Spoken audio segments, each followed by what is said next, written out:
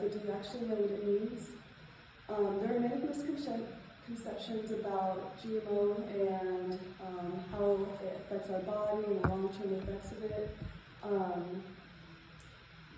You see it every day and you eat it every day, but you probably don't know it, and you probably don't think about it either. Today I will give you basic info about what GMO is and how it affects us every day. First of all, definition of GMO is organisms with modified DNA. Some foods with organisms include animal, plant, or microorganism. This is done through genetic engineering, which involves the process of genetic engineering involves the removal or insertion of genes in the DNA of that organism. You see it, genetic engineering sounds like a really big science thing they don't really know about probably, but people have been doing it for many years, just through a different method. Many people will breed dogs using the most healthy and the most fit to get the best out of what they want, or they also do it with plants.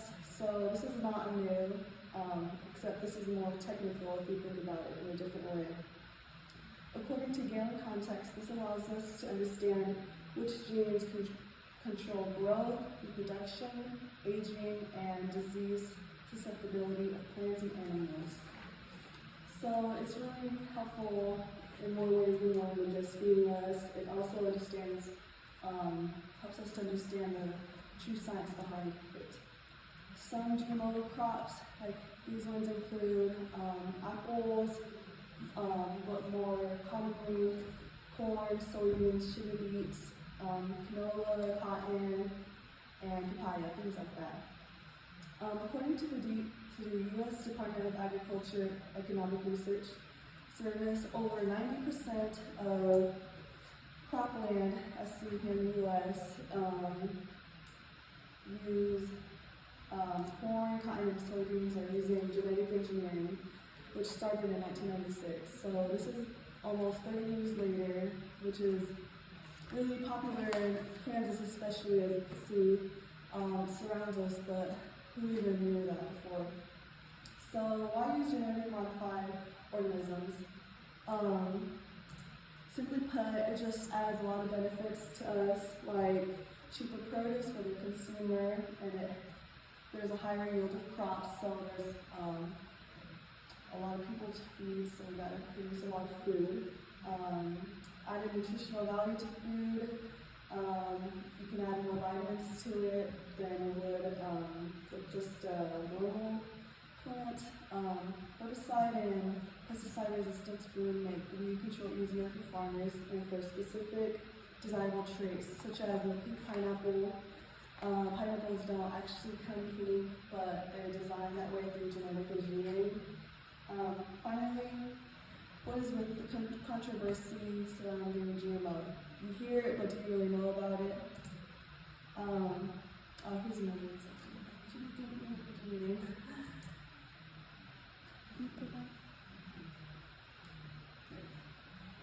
So there's a lot of aspects to hit through this. There's about 5. First, there's a social view. Research shows that GMO is safe to consume. It's also pretty healthy for us, but we don't know long-term effects because of limited research. A lot of people are also concerned with human health concerns, the potential for allergic reactions. When genes are transferred from organism to another organism, it might cause allergic reactions that we might not expect, or also it might lower antibiotic resistance, according to World Health Organization. Wait, what time am I at? You're at 4:55.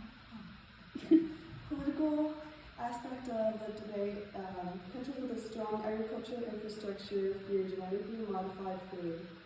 Countries with strong holding and scientific and medical research have passed laws to regulate GMO labels you see in the grocery stores. The ecological perspective is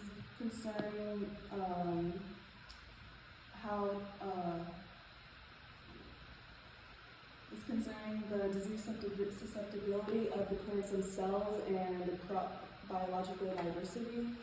This is concerning because the less diverse crops are, the more susceptible they are for disease. Well, that really matters if we're trying to get food. Okay. The cultural perspective, so according to WHO, food often has societal and historical connotations and some religious importance. Modifications to food and its production may evoke a negative response among consumers. This is really more about how people feel, like their opinions on the food and how it's produced. Like they might not agree with it because they don't think it's natural since it's done through genetic engineering. So the basis of all of the controversy topics, people just fear what they don't understand mainly, and yeah. By now, you must know what GMOs are, which are like organisms that have had their DNA altered through genetic engineering. GMOs are deemed safe through research, but people are still concerned with their long-term effects because of limited research. Now that you have the skills to spread true information on GMOs, then you can form your own opinion on it and spread the information to other people so they know too. So after all this, what do you guys think on GMOs?